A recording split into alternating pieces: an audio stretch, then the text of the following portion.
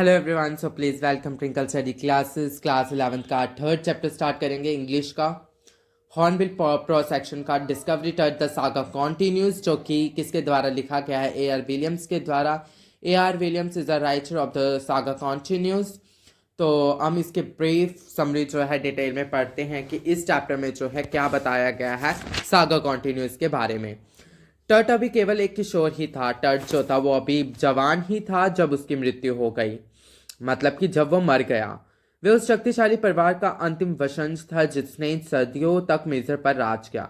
वो मतलब कि उस शक्तिशाली परिवार का एक अंतिम अंतिम जो था अंश था, जो कि उसने क्या था, उस इजिप्ट शहर में राज किया था।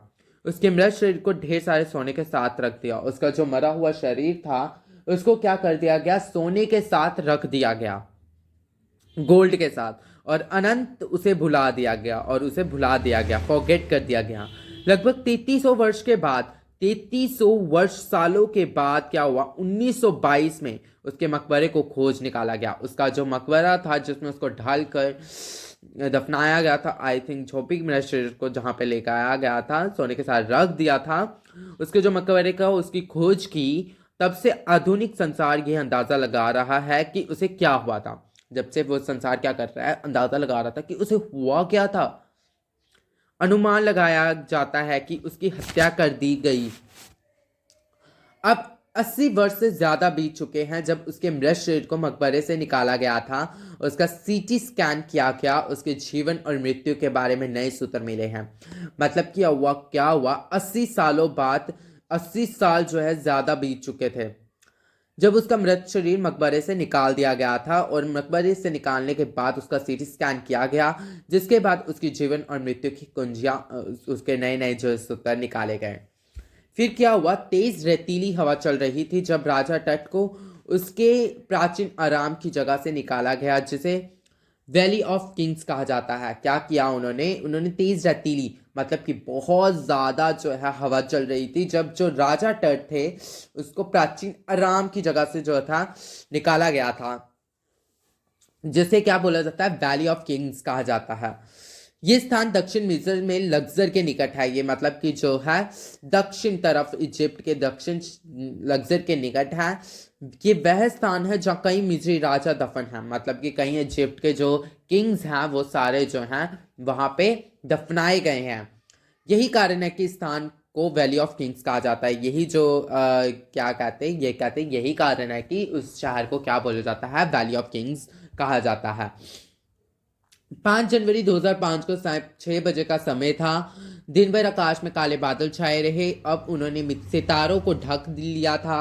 विश्व के सबसे प्रसिद्ध परीक्षित शव का सीटी स्कैनर में डाला गया। इसे यहाँ उस युवा शासक के रहस्यों को जानने के लिए लाया गया था जिसकी मृत्यु को 3300 वर्ष से भी अधिक समय हो गया था। उस मकबरे जहाँ उसका परीक्षित शव पड़ा था की खोज 1922 में एक अंग्रेज द्वारा की गई थी। मतलब कि यहाँ पे क्या कह रहे हैं कि 5 जनवरी 2005 को शाम 6 बजे, मतलब कि सुबह का 6 बजे, पता नहीं, हाँ शाम 6 बजे का समय था। कहते दिन भर आकाश में इतने बादल छाए रहे। अब उन्होंने सितारों को क्या कर लिया? उन्होंने जो स्टार्स को उनको ढक लिया। जितने भी प्रसिद्ध परीक्षित शब्द थे उनको क्या सीटी स्कैन में डाला गया। यहाँ उस युवा को शासक के रहस्य को जानने के लिए लाया गया। उस मतलब कि उसकी जो रहस्य था उसको जानने के लिए उसको लाया गया। जब उसकी 3300 साल पहले, मतलब 3300 अधिक समय हो गया था उसकी मृत्यु हुए हुए, उसको क्या हुआ? जो उसका मकबरा था उसकी खोज जो है 1922 में एक अंग्रेज द्वारा, मतलब कि एक इंग्लिश अंग्रेज द्वारा जो है उसकी खोज की गई।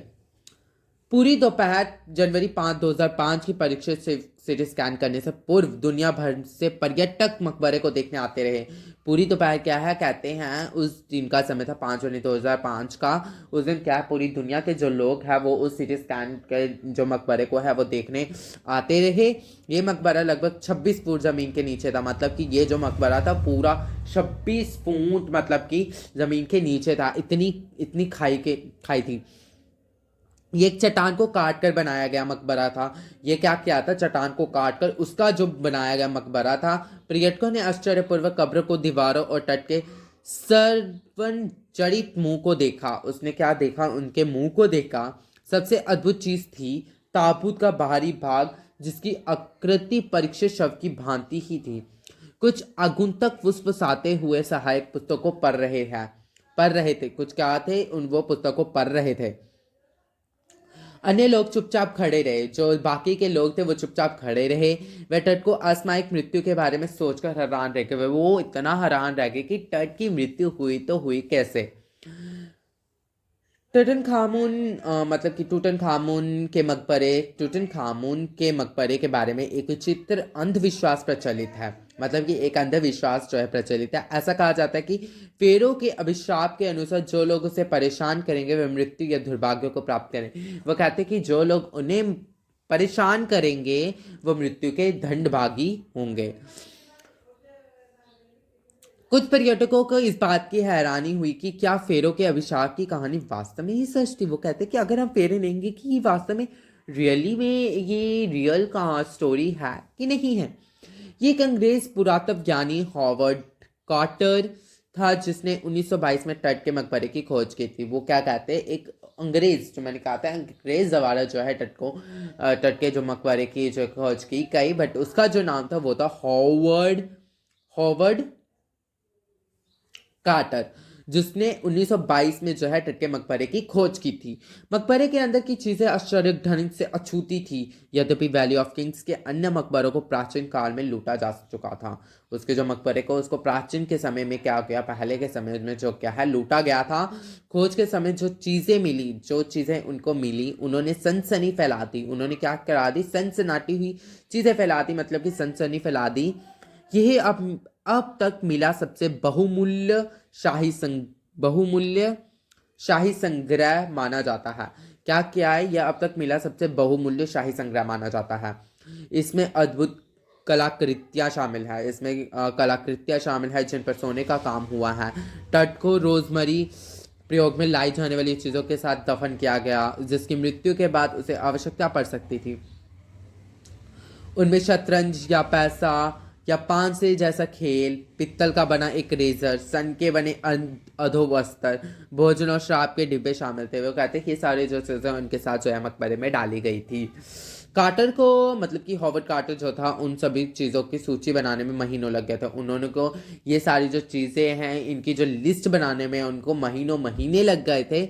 उस पर जब जो उसे मकबरे में उनसे मिली थी, बाद में जो मकबरे में डाली गई थी। फिर उसने तीनों ताबूतों को जांच शुरू कर दी। उन्होंने क्या किया, उन तीनों ताबूतों की जांच शुरू कर दी, जब जो एक में एक करके डाले गए थे। जब उसने पहला ताबूत खोला तो उसमें एक कफन मिला। जब उसने पहला जो 3 ताबूत थे उसने उनमें से जो पहला ताबूत को खोला उसमें उसको एक कफन मिला, जिसमें बैंत, जैतून के पत्ते, कमल के फूल की पत्तियां, मक्के के फूल, अजवाइन की मलाओं से सजाया गया था। इसे ये पता चलता है कि उसे मार्च या अप्रैल के महीने में दफनाया गया। जब उसे ये सारी चीज़ें मिली पहले कफन से, तो उसको ये मालूम हुआ कि इसको अप्रैल या मार्च के महीने में जो है दफनाया गया था। जब कार्टर उस ताबूत तक पहुंचा तो इसमें परीक्षित शव रखा था। जब वो वहाँ पे गया तो उसमें उसका शव पड़ा हुआ था। तो वह मुश्किल में फंस गया। वह चीखने पदार्थ जिन्हें इस काम में प्रयुक्त किया गया था सख्त हो गए थे। उन्होंने तट को उसके ठोस सोने से बने ताबूत के तल से चिपका दिया था। कार्टर ने चीखने पदार्थों को सूर्य की गर्मी पिघलाने का यत्न किया। कई घंटों तक उसके शव को तेज धूप में रख छोड़ा। उसने क्या किया, उसका जो शव था उसको धूप में रखा ताकि वो जो है जितना भी चिपका हुआ है वो पिघल जाए, परंतु उससे बिल्कुल कोई अंतर ना पड़ा। उसको कोई भी अंतर नहीं पड़ा। अंत में राजा के मृत शरीर को ताबूत से उठाने के लिए उसे छेनी का प्रयोग करना पड़ा। उसको किसका प्रयोग करना पड़ा, छेनी का प्रयोग करना पड़ा। जाही हवास ने, जो मिस्र की सुप्रीम काउंसिल ऑफ एंटीक्विटीज का अध्यक्ष है, कार्टर पर परीक्षित शव को क्षति पहुंचाने का इल्जाम लगाया, परंतु वास्तव में कार्टर के पास दूसरा कोई चारा भी नहीं था। जब उसने ये सारे अध्यक्ष किए तो उसको बाद में पता चला कि उसके पास कोई दूसरा चारा भी नहीं है। उसने उस शव को वहां छोड़ नहीं सकता था। उसने क्या किया, चोरों ने रक्षक को मूर्ख बनाकर सोने को चुरा लेना था।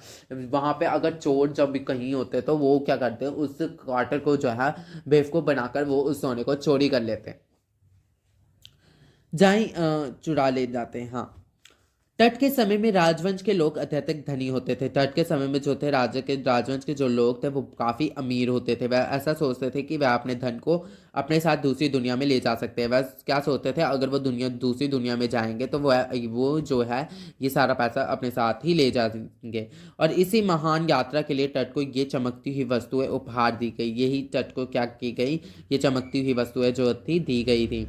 उसमें महंगे कंठहार, जड़ित नेकलेस, बाजूबंद, अंगूठियां, ताबेज, किसी समारोह पर पहने जाने वाले पेड़बंद, सैंडल, उसकी उंगली और पंजों के लिए खोल, और भित्ति ताबूत चौकी आकार में शव जैसा ही था।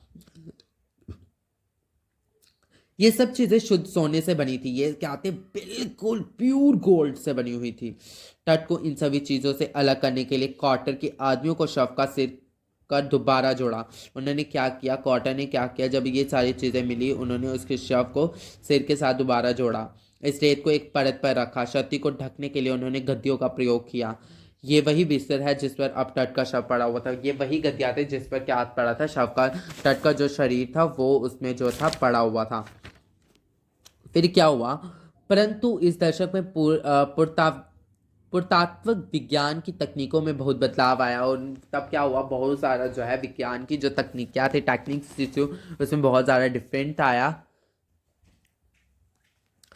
अब खजाने की तरफ अधिक ध्यान नहीं दिया गया। खजाने की तरफ इतना ध्यान नहीं दिया गया। अधिक ध्यान जीवन के बारे में विस्तार से जानने और मृत्यु के कारणों को जानने की तरफ दिया जाता था। वो इस बारे में नहीं सोच रहे कि सोने के बारे में वो नहीं सोच रहे थे, वो ज़्यादा धनी के बारे में नहीं सोच रहे थे, वो इस चीज़ के बारे में सोच रहे थे, इसकी मृत्यु और इसके मृत्यु का कारण क्या था जिसके कारण इसकी मृत्यु हो गई थी। 1948 मतलब कि 1968 में कार्टर की खोज में के 40 वर्ष से भी अधिक समय बाद, 40 साल से भी अधिक समय बाद क्या हुआ था, एक शरीर संरचना विज्ञान के प्राध्यापक ने परीक्षित शव का एक्सरे किया। उसने क्या किया, उसके शरीर का क्या किया, एक्सरे किया, और एक चौंकाने वाला तथ्य, मतलब एक चौंकाने वाला राज जो है सामने आया। चिपकाने वाले पदार्थ जो कि उसकी छाती पर जमकर सख्त हो गया था, के नीचे छाती की हड्डी और सामने वाली पसलियां गायब थी। उसकी जो नीचे छाती थी और जो हड्डियां उसकी थी जो पसली थी वो गायब थी। इसे यह विचार प्राप्त हुआ कि शायद तट की मृत्यु स्वाभाविक नहीं थी, शायद उसका वध किया गया था, मतलब कि उसका किसी के द्वारा मर्डर किया गया हो। सीटी स्कैनिंग जैसे ही आधुनिक तकनीकी की सहायता से इन प्रश्नों का उत्तर ढूंढा जा सकता है। जब उन्होंने इस स्कैनिंग से जो है इस उसके मृत्यु का जो है अंत, मतलब कि क्या ढूंढना था, उसमें सॉल्यूशंस ढूंढना था। जब ढूंढना था तो क्या हुआ, तट की मृत्यु कैसे हुई, अपनी मृत्यु के समय वह कैसे था। कहता जब उसकी मृत्यु हुई तो वो अपने मृत्यु के समय था कैसे। राजा तट की मृत्यु इतिहास में बड़ी घटना है। राजा तट जो था उसकी मृत्यु की घटना जो है बहुत ही बड़ी जो है, एक बहुत ही बड़ी जो घटना थी। वह अपने परिवार का अंतिम वसन था, वो अपने परिवार का एक अंतिम जो था अंश था। उसकी मृत्यु के बारे में विस्तार से जानकारी और उसके बाद क्या हुआ अब स्पष्ट नहीं है। उसके बारे में जो भी था उसकी सॉल्यूशन सुन के मृत्यु के बारे में था, अभी तक वो जानकारी जो है पूरी तरह से प्राप्त उन्हें नहीं हुई थी। उनको बस यही पता लगा था उस मृत्यु के बाद उनको निकालने के उनकी स्कैनिंग के बाद कि उसको जो है किसी के द्वारा मारा गया था। अमेनहोटेप तट का पिता या दादा था। अमेनहोटेप अमेनहोटेप थर्ड जो था वो क्या था, उसका पिता या उसका दादा था। वह एक शक्तिशाली फैरो था, मतलब कि क्या था, फैरो। वह एक शक्तिशाली फैरो था। फैरो शक्तिशाली क्या था, फैरो था। उसे लगभग 4 दशकों तक राज किया। उसने क्या किया, 4 डिकेड्स तक उसने क्या किया, राज किया। उसके बाद उसका पुत्र अमनहोटेप 4 राजा बना। उसका जो पुत्र था कौन राजा बना, उसका अमनहोटेप 4, जिसकी चौथी जनरेशन का था, बच्चा था। उसे प्राचीन मिस्र के इतिहास में सबसे विचित्र समूह में से एक की शुरुआत की। उसने अपनी प्रजों को अटेन यानी सूर्यदेव की पूजा करने के लिए विवश किया। उसने अपना नाम बदलकर अखनेटन रख लिया, जिसका अर्थ है सूर्यदेव का नौकर। वह अपनी धार्मिक राजधानी थीब्स के शहर से बदलकर एक नए शहर अखिटेटन को ले गया, जिसे वह अमरन के नाम से जाना जाता था। वो क्या गया, अपनी धार्मिक जो शुरुआत है वो उसने एक नए शहर से अखिटेटन को ले गया, जब वो क्या था, अमरन के नाम से जाना जाता था। उस समय क्या हुआ, मुख्य देवता सा आमान होता था, परंतु अखनेटन ने आमुन को सभी मूर्तियां तोड़ दी। उसने क्या की, सभी मूर्तियां तोड़ दी, उसके मंदिर बंद करवा दिए।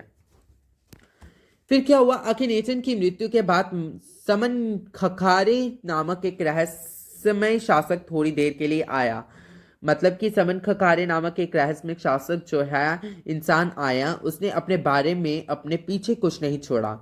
उसके बाद बहुत कम आयु के टटन खाते ने सिंहासन संभाला। उसने बड़ी कम आयु, बड़ी छोटी ही उम्र में उसने क्या किया, सिंहासन को संभाला। आज उसे राजा टट के नाम से जाना जाता है। बालक राजा ने जल्दी ही अपने नाम बदलकर टटन खामुन रख लिया, जिसका अर्थ है आमन का जीवित प्रतिरूप। उसने क्या था, बहुत ही जल्दी राजा ने अपना नाम बदलकर टटन खामुन रखा, जिसका अर्थ है आमन का जीवित प्रतिरूप। उसने दोबारा से पुराने कानून और जीवन जीने से ढंग लागू कर दिए।